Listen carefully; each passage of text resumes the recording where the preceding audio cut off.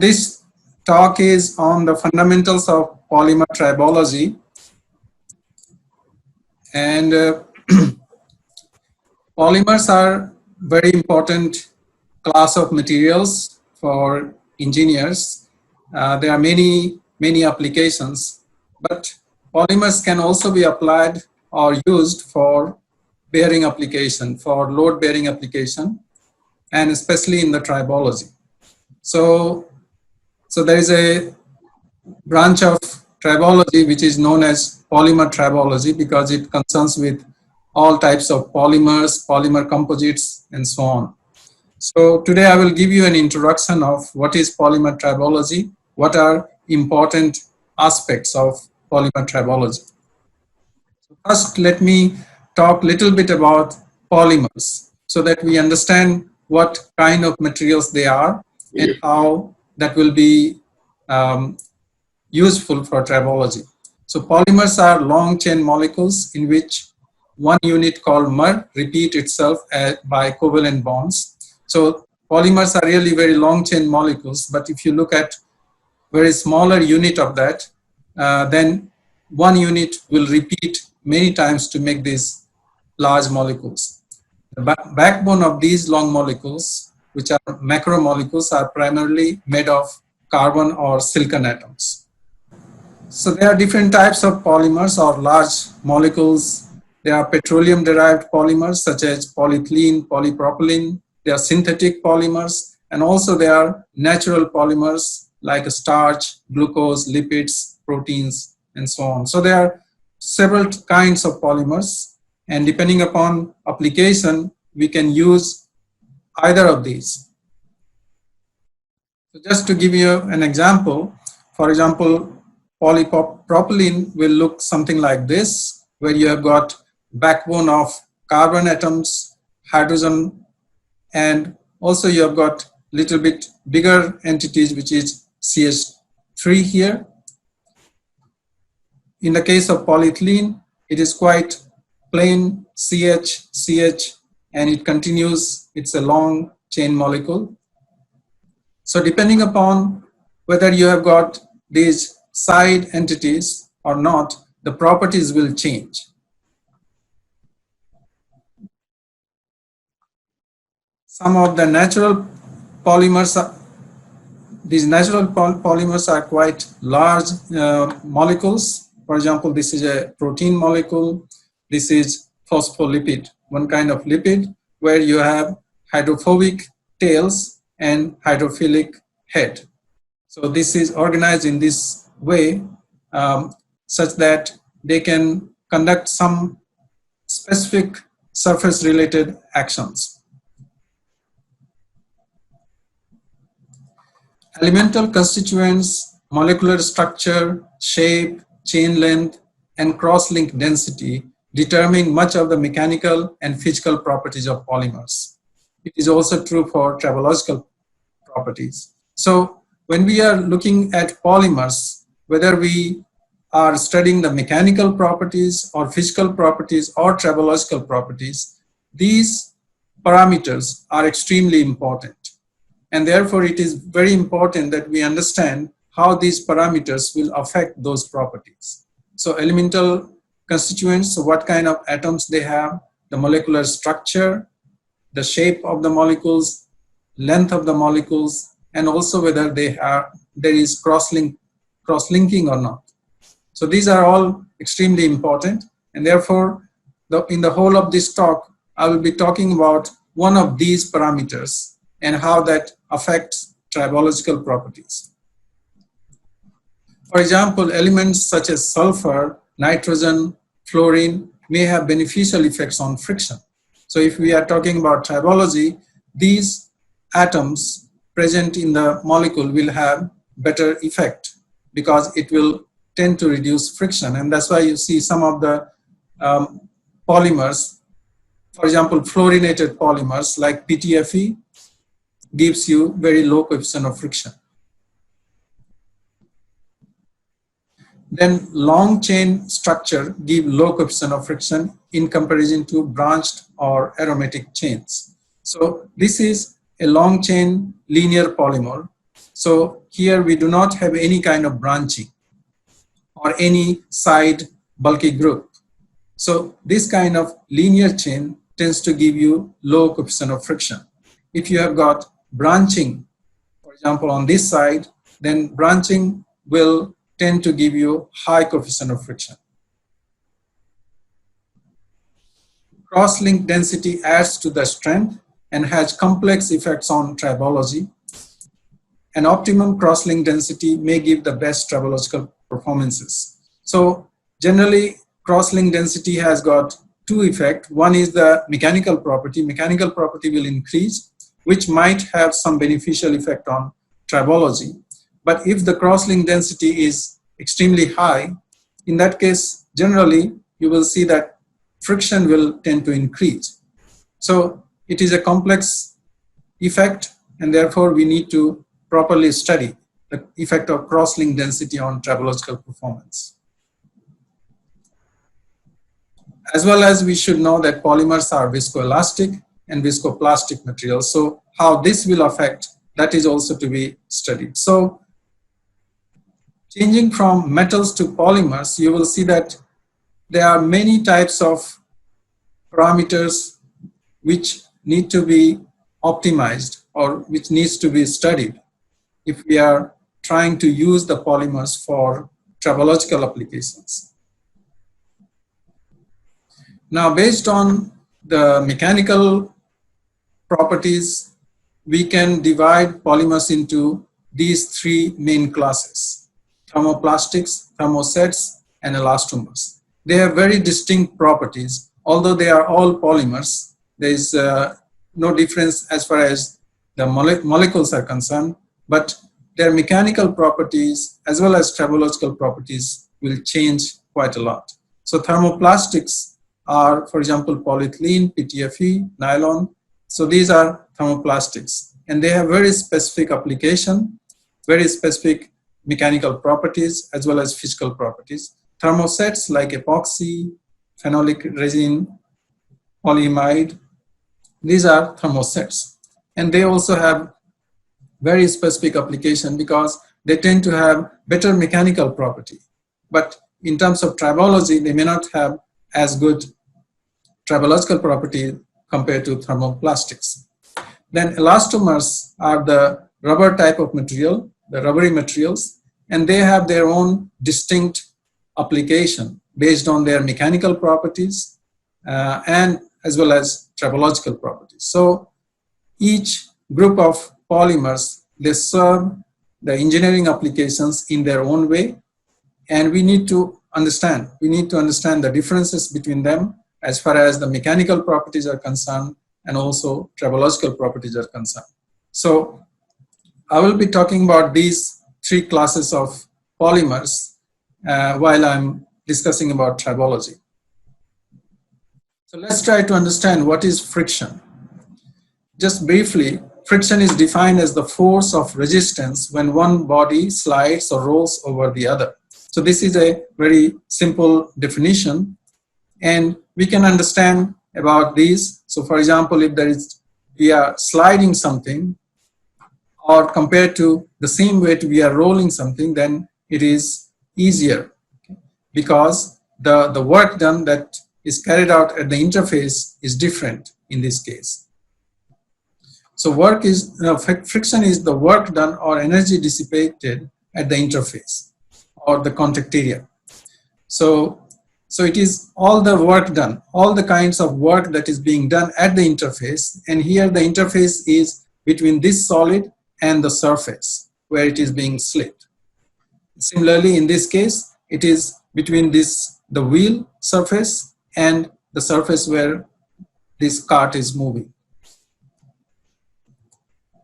So the main works at the interface involves working against the intermolecular adhesive forces, elastic deformation of the asperities, viscoelastic hysteresis, plastic deformation and fracture of the asperities, shearing of the interfacial layer.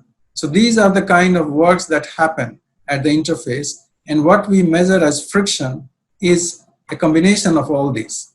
So the friction force is basically a reflection of all these works that is being carried out at the interface. So if we want to reduce friction, we should reduce these works.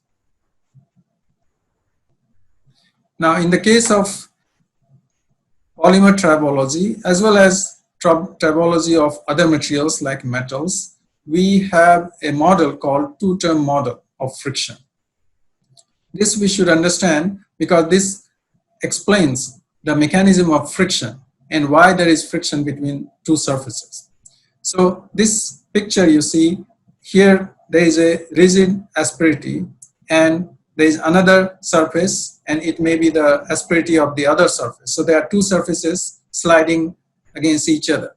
And here we are talking about dry sliding, so there is no lubricant present in between. Now, if we are looking at this asperity level, we can see that there are interfacial zone which is between the two asperities, right between the two asperities, very thin zone which we call as interfacial zone. And then there will be further deeper in the bulk which we call as cohesive zone. So these are the two zones, and so these two works, or the two-term model that we say, is the friction is a result of the interfacial work being carried out and the cohesive work, which can also be known as plowing. So the interfacial work will be right between the two surfaces within the interface, at the interface. And the cohesive work will be which goes into the bulk of the material. So, for example, if two smooth surfaces are sliding against each other with an interface, the interface may be made up of oxides or it may be some impurities, but there is an interface here which separates the two. Then this will be known as interfacial, right at the interface, the friction because of the interfacial events happening. The second one, the cohesive one, is because the one asperity is slightly harder than the other. So therefore, this asperity has penetrated inside the second material. And therefore, it is plowing, or it is deforming the bulk, fracturing, plastic deformation, and so on. So this is called cohesive. So friction is a combination of these two, and that's why we write total friction force is equal to friction force because of the adhesive work, which is the interfacial one, and because of plowing, which is the cohesive. So this two-term model of friction is a very easy and clear explanation of why there is friction between two materials. But there is a third thing as well, which is called transfer film, or also known as third body. So in metal, you might have heard about third body interaction. In polymers also there is third body, but it comes in the form of transfer film. So for example, here we have got some examples wear track on UHMWP. So UHMWP is one form of polyethylene. It is ultra high molecular weight polyethylene. So if we slide a silicon nitride ball on UHMWP surface, what we see is in the microscope, you can see that some material has become stuck to silicon nitride ball. This is the kind of transfer film. So this is the formation of the transfer film. So that means part of the polymers which got removed from UHMWPE, it is attached to this ball or the counterface. It can be any type of counterface. It can be pin or a ball or in whatever geometry it is, but the polymer gets transferred to the second body. So this is called transfer film formation, and it will invariably happen with almost all polymers. For example, here in the case of PEEK and silicon nitride ball. So this transfer film will actually control the tribology. So this is a very, very important aspect that we should understand in the case of polymers, especially with dry sliding. So the transfer film can be used in a very beneficial way.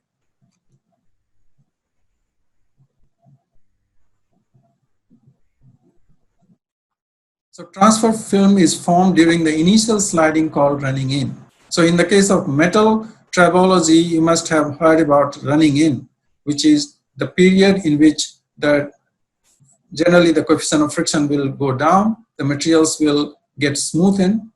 But in the case of polymers, you will see that there is a reduction in the coefficient of friction, but this is because of the formation of transfer film. And it depends upon which material you are working with. So, but there will be a reduction in the coefficient of friction, and this coincides with the transfer film formation at the counterface. You can see here also, here bearing steel ball sliding against an epoxy composite.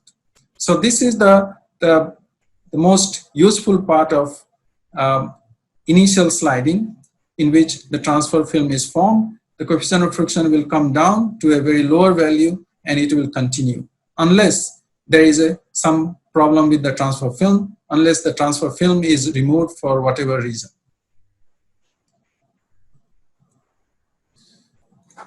So interfacial term of friction is written in this form, is influenced by the interface shear strength at the contact. So if we are talking about just the contact between two surfaces, the shear strength at the interface will be given as tau naught plus alpha p, where alpha is a constant, p is the contact pressure, tau naught is the shear yield strength of the interface. That means the shear strength of the interface is a function of the pressure. So how the pressure is changing. So that means friction will not be a constant, it will depend upon the pressure as well. So if we convert this into this format, that means tau divided by p, which becomes mu, and here tau naught divided by p plus alpha. So at high contact pressure, when p is very high, this term will be smaller, so mu can be given as alpha, a constant. So this is an equation which we generally use for interfacial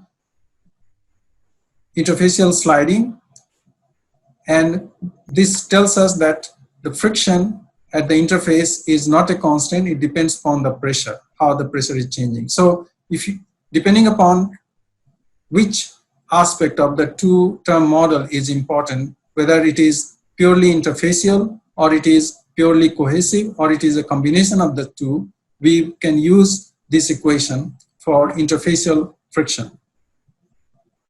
So interfacial shear strength is a strong function of interfacial interactions and what goes on at the interface. So now, if we are dealing with only the interfacial friction, then it is possible to change the coefficient of friction by changing the interfacial shear strength. And this next few slides, I will explain to you how we can change the interfacial shear strength. So this is an example of how we can change the interfacial strength by forming a self-assembled monolayers. So nowadays it is possible to form self-assembled monolayers. So monolayers are basically molecules, large molecules, which has got, they are called amphiphilic because they have two sides. One is called hydrophilic head and hydrophobic tail. So the hydrophilic head can be attached to any solid surface. In this case, silicon surface. You can also attach to steel and other surfaces. So this will form a very stable covering. And the thickness of this will be only in the range of 10 to 100 nanometer or in that range. So for this very thin layer of self-assembled monolayer, you can actually change the interfacial friction. So this is one way that we can control friction of polymers as well as other materials. So interfacial or adhesive friction is a strong function of the contact area. So now if we are talking about interfacial or adhesive friction, then contact area becomes very, very important. So it is always recommended that we should reduce the contact area if we are working in the interfacial or adhesive friction, because the more contact area you have, the more adhesive force there will be. So I will talk a little bit about contact area in the next few slides. So contact area and adhesion. So there are different models which has been given to estimate the contact area between two solid surfaces. So for example, the classical one is Hertzian contact model. So here only the elastic deformation is considered. Then came JKR model. So in the JKR model, the Hertzian contact plus the adhesion inside the contact area. So within the contact zone, the atoms and the molecules of the two solids will attract each other, and therefore there will be adhesive interaction. So this is a combination of Hertzian as well as the adhesive part. Then the Bradley also talked about the interfacial adhesion, and he talked about the adhesion because of the forces, interatomic forces outside the contact area. So outside the contact area, the atoms are in close proximity, and therefore there will be attraction. Then DMT model is also similar to Bradley. In this case, the Hertzian elastic deformation plus the deformation because of the interatomic forces outside the contact area. So these are the four kinds of model that has been given to estimate contact area. And out of these, if we are talking about softer material like polymers or biological materials, then JKR model is more appropriate. The reason being that JKR model includes the adhesion in the contact zone, and generally for these kind of soft materials, the contact zone is very large. Therefore, the adhesion within the contact is much larger than the adhesive interaction outside the contact zone. So therefore, JKR model is more appropriate.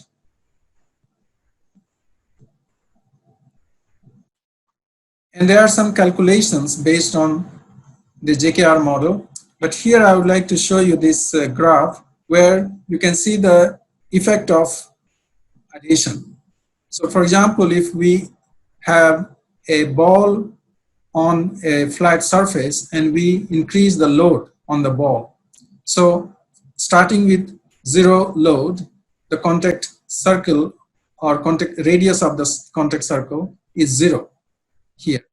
As we increase the load, the radius of the circle will increase and slowly it will follow this kind of curve.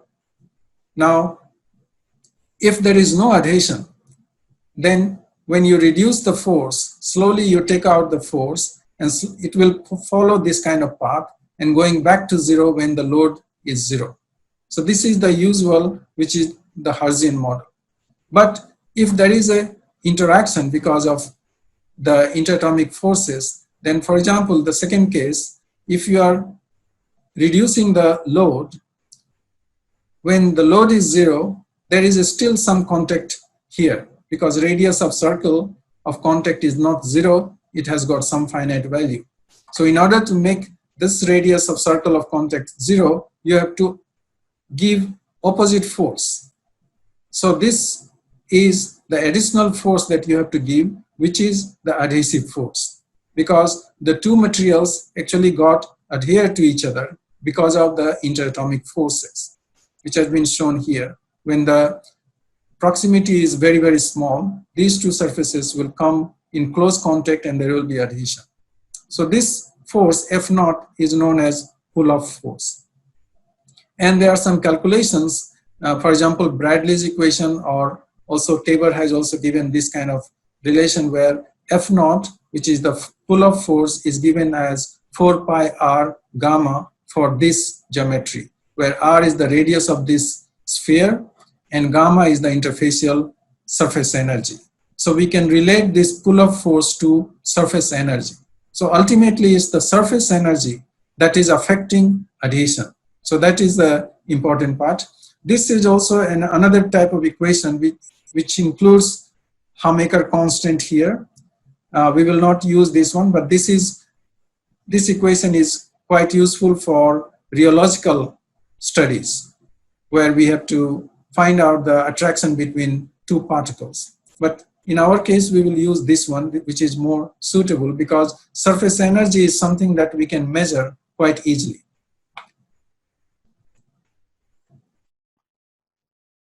So the JKR model, if you look at the paper which is cited here, gives this equation for the contact radius here.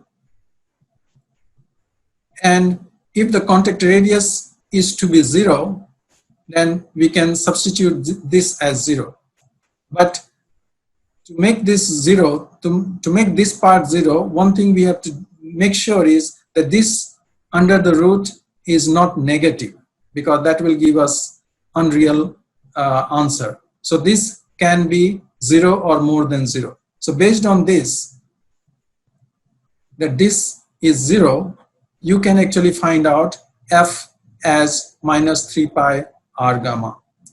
So in this JKR model, 3 pi r gamma is found as the force or adhesive force, whereas in the Tabor's relation and Bradley's equation, it is 4 pi r gamma. So there's small difference here, but you see the other parameters are the same, pi r gamma. Gamma is the interfacial surface energy. And this is the same plot that I explained just now between the load and the contact diameter. So in some of the classical works, for example, in 1950, Tabor and co-workers had studied about the relation between friction and adhesion. And they found some sort of relation between adhesion and friction. So it is quite understood that friction is a result of adhesion. Also, it was found that the friction anisotropy for crystalline materials. So for example, if the material has got some crystallinity, the different planes will give you different coefficient of friction. So again, Tabor's work here, they found that at low loads, less than 40 milligram, the coefficient of friction on basal plane was very low, 0.002, compared with 0.3 on the edge planes. So this is also another important aspect, that friction is not a constant for any given pair of materials. Depending upon the surfaces, depending upon the molecular orientation and the crystalline planes, the coefficient of friction will change. Now I will show you our work in which we have tried to relate adhesion and friction for a polymer. So here we conducted an experiment where we have got UHMWP film. So the top surface is UHMWP and the bottom part is silicon, which is acting just like a substrate. And we are sliding a silicon nitride ball against UHMWP film. So here we will try to see how adhesion and friction are related. So surface energy modification. So in order to measure the adhesion force, we have calculated first the surface energy. So surface energy of the silicon nitride ball. Now, in order to create many possibilities, we have used air plasma treatment from 1 to 10 minutes exposure time, because air plasma treatment will change the surface energy of the ball surface. We have also used a kind of thin lubricating film, PFP, which also changes the surface energy. Surface energy of UHMWP was changed by air plasma treatment. So, so by conducting these experiments, we can change the surface energy and then we can measure the surface energy. So here for silicon nitride ball, we have measured the surface energy. To measure surface energy, you have to measure water contact angle first, and there is an analysis which you can use to find out the surface energy. So here there are 3 types of treatments and 3 types of surface energy. For UHMWP film, again, we gave different treatments and we found different surface energy. And for silicon, bare silicon also, we know the surface energy. So now we have a different combinations of surface energies. So we can find out different pull-off forces between a silicon nitride ball and UHMWP surface. So the pull-off force can be calculated by this equation 2 pi r interfacial surface energy, and here gamma 1, 2 can be given by this equation. So this analysis is quite well known, and you can go into this our paper to understand how we actually did the calculation. So finally, we have calculated the pull-up forces for silicon nitride ball and UHMWP film for different types of treatments. So under different treatments, we have gotten different pull-up forces.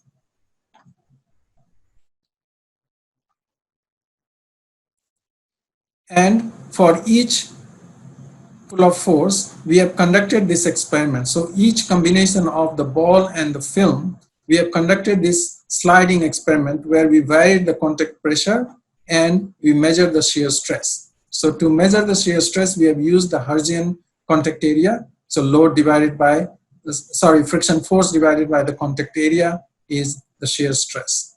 Now in this case, we find that there is a linear relation between shear stress and the contact pressure, which is given by the relation that I showed you just now. Tau is equal to tau naught plus alpha p. So this is fairly linear, and here you can see that alpha, which is the inclination of these lines, are nearly same for all, and tau naught, which is the intercept here, is changing for different attractive force. So we then plotted initial shear stress tau naught, which we found from the previous graph, against attractive force F naught, or pull-up force. We find that there is an exponential relation between the two. So tau naught and F naught has got this relation, which can be given by this one. Tau naught is equal to C1 exponential NF naught. So we will use this one later on in our analysis. Since tau is equal to tau naught plus alpha p, the initial friction Fi is equal to tau A, which can be given by this. So we just substitute this one in this here. So Fi, which is the initial friction. So we are just talking about initial friction because later on wear takes place, and therefore the friction will be modified. So we are just talking about the initial friction, which Fi is equal to tau naught A plus alpha Pa. By dividing the above equation with applied load L, we obtain the initial coefficient of friction as, so here we divide by L and we can obtain this one.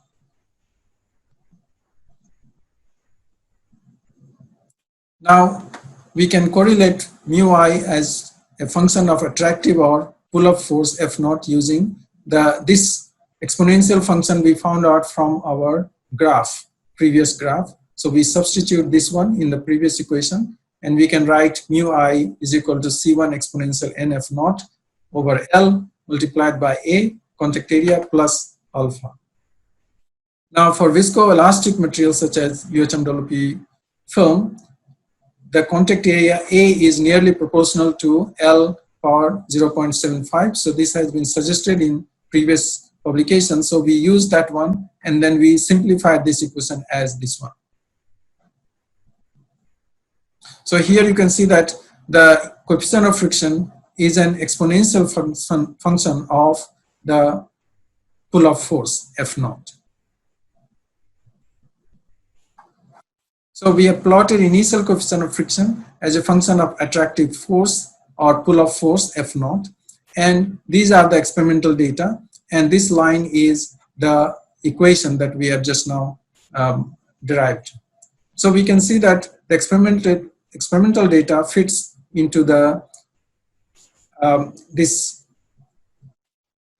relation.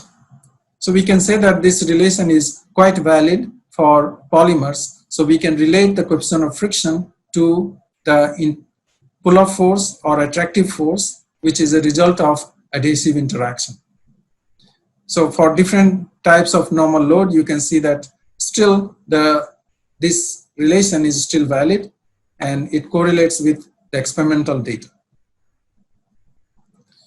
So there are some data on adhesion and friction for different combinations, and you can, in general, you can find that if adhesion is low, friction is also low. So low adhesion gives lower, higher water contact angle, okay, because the surface energy is low. So for example, silicon has got very high surface energy and therefore very low water contact angle. It gives you very high coefficient of friction. But other modified surfaces, as the water contact angle increases, the coefficient of friction decreases. But there are some additional effects. So for example, if there is a PFP, which is perfluoropolyether, this is a liquid form. So if there is a presence of liquid, there will be lower coefficient of friction. So there is an additional effect of liquid layer as well. But in general, you will find that low surface energy will give you lower coefficient of friction. Some other works I would like to show you here with this self-assembled monolayers. So for different types of self-assembled monolayers, which gives you different surface energy. And correspondingly, we can see that the coefficient of friction also gets modified. However, there are some other effects as well. For example, here in this case, even though surface energy is low, but still the coefficient of friction is higher. So therefore, there are other effects as well which we need to study. Sometimes it is the molecular orientation effect or molecular size effect that will come into picture, as well as the film thickness effect. So these films are extremely thin. It's only in angstrom level. So film thickness also will have some effects. So while we are studying the effects of ultra thin film on polymers or any kind of substrate, we should relate surface energy to coefficient of friction, but also we should be aware that polymer molecular size, molecular orientation will have additional effects too. In some other words, on bare silicon, we have deposited SAMs, different self-assembled monolayers, and we can find that the coefficient of friction is modified according to the surface energy. So for example, this one has got low surface energy, it gives low coefficient of friction. So there's plenty of evidences that lower adhesive force will give you lower coefficient of friction. And these are some of the SAMs that we have tested. We have before on silicon surfaces. So depending upon the substrate, you can change the self-assembled monolayer to change the interfacial friction. So these are different types of SAMs that you can form on silicon surface. And this is a publication by these authors, which shows that how the work of adhesion is related to adhesive force. So lower work of adhesion gives lower adhesive force, as well as it gives lower coefficient of friction. So here in this case, these are the surfaces, and here, for example, HDT has got very low work of adhesion and it gives very low coefficient of friction. So these kind of materials or self-assembled monolayers, ultra thin films can be used for many applications.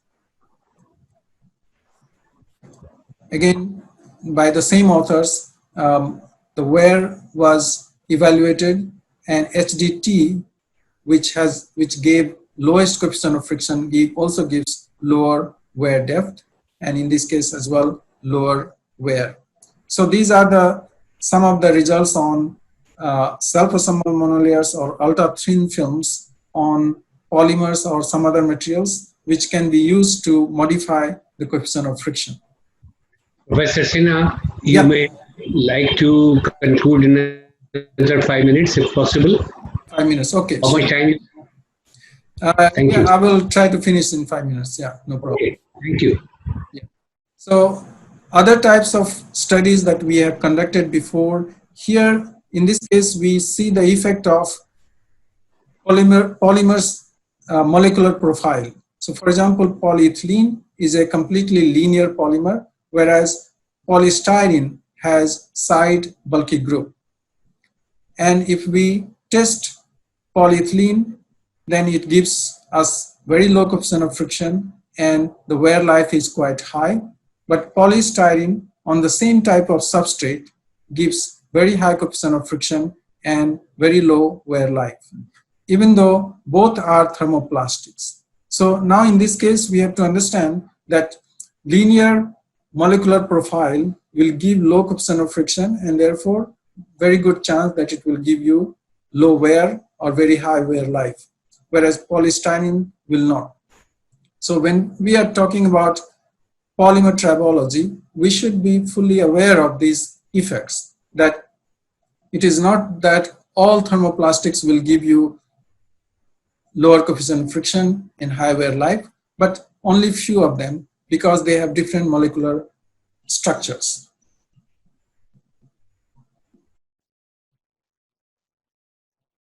Here we have some work on nanolubrication by composite layers of SAM plus PFP.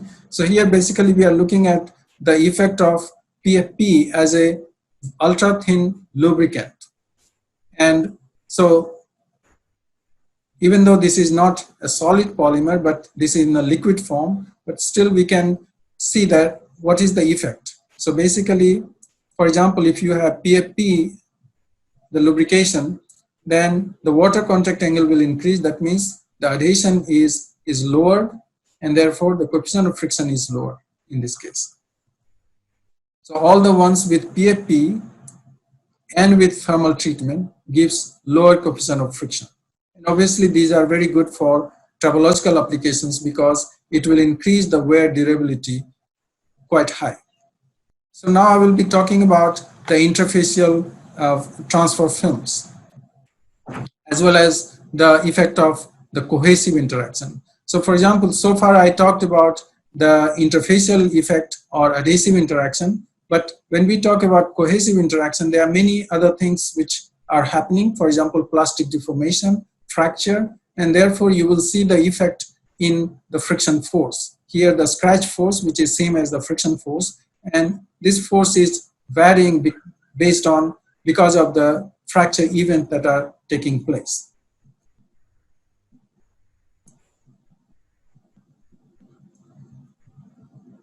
Among thermoplastics, I have summarized here, UHMWP gives you very low coefficient of friction, but PTFE gives you even lower coefficient of friction. But in terms of wear, UHMWP has got much better wear life.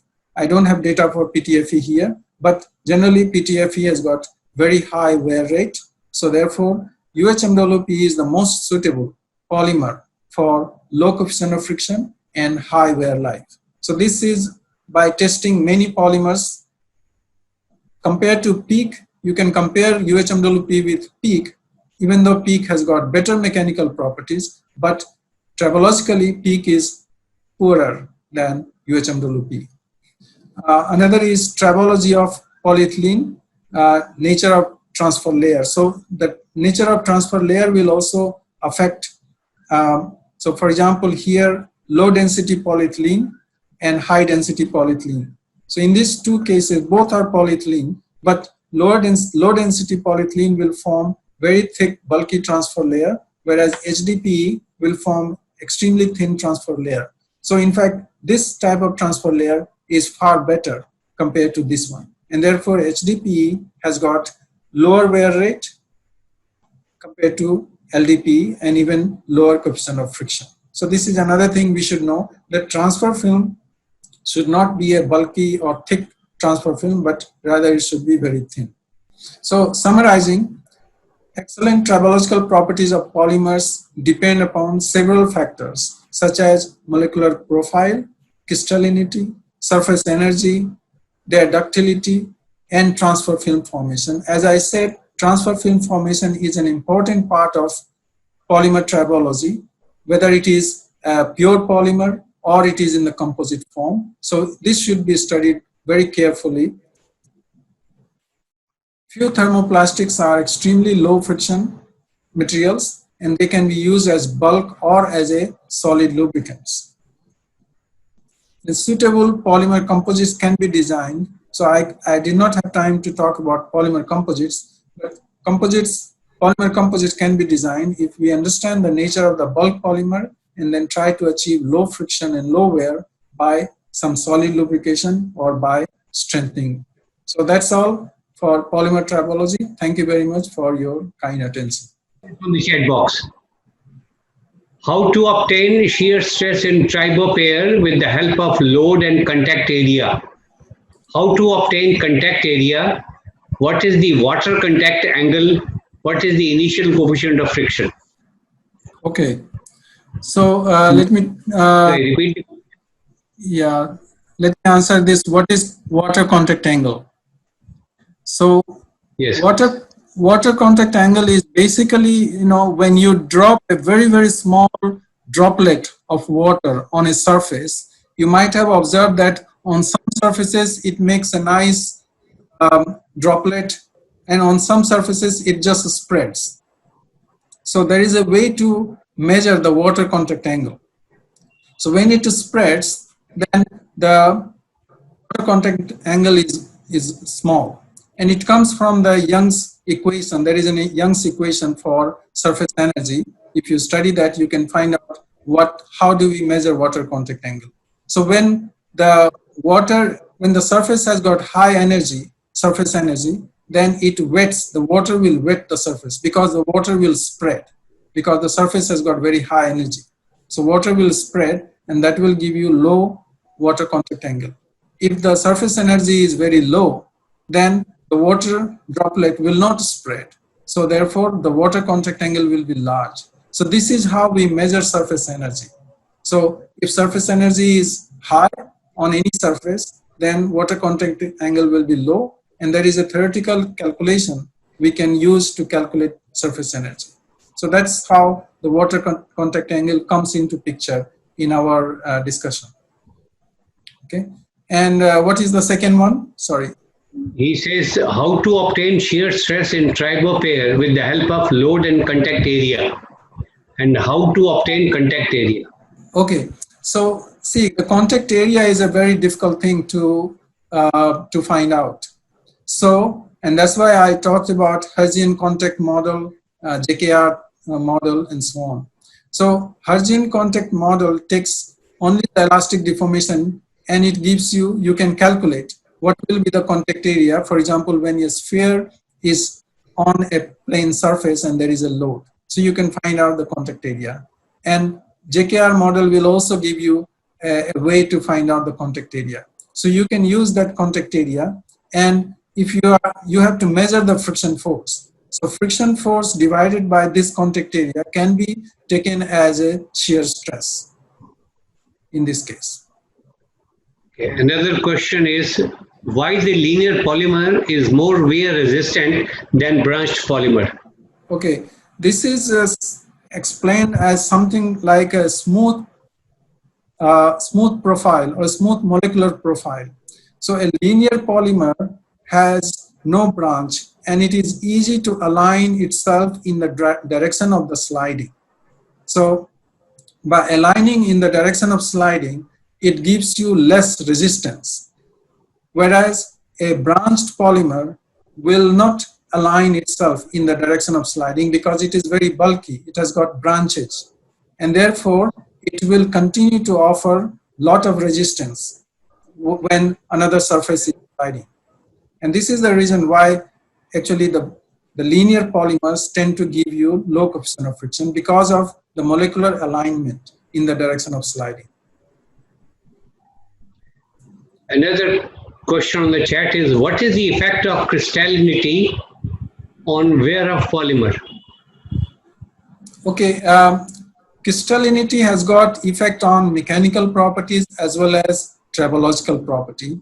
So for example, a material which is crystalline, for example, polyethylene, ultra high molecular weight polyethylene, or nylon, these are all, they are not crystalline, they are called semi-crystalline, because in polymers you can never get 100% crystallinity like you get in metals. So generally for crystalline material has got better mechanical property, so they are able to take the load easily compared to a less crystalline material. So therefore this kind of crystallinity has got better effect on tribology. But again, it needs to be studied because there are many other effects which will actually interfere with the effect of crystallinity. But generally we have found that for thermoplastics, some amount of crystallinity is better. In the case of thermosets, you do not get crystallinity because they are network polymers. So there you do not have any kind of crystallinity. But in the case of thermoplastics, some amount of crystallinity is better for tribology. There's one last question. How does cross-link density interfere with the wear resistance of UHMWPE? What Okay. are the important wear mechanisms of UHMWPE during sliding wear testing? Okay, so I did not have time to talk about UHMWPE, but just briefly I can say that in UHMWPE as well, because it is a linear polymer, it actually the molecules align themselves in the direction of sliding. This is the mechanism why, and it makes a very, very ultra thin layer, which all the shear happen in that thin layer. So the remaining part of the polymer is not affected, only the very top layer, very top few nanometer kind of thickness will shear and the molecules will align themselves and friction will be reduced. So this is the mechanism for UHMWPE. So if there is cross-linking, although the mechanical property will improve, the strength will improve, but this cross-linking will interfere with the molecular alignment. And that's why the friction will increase as well as wear will increase. So cross-linking of UHMWPE is not very helpful for tribological properties, but it is good for mechanical strength. I would like to thank all the participants and the TSI team. Thank you. Pleasure is ours, sir. Thank you so much. Okay, thanks. Bye.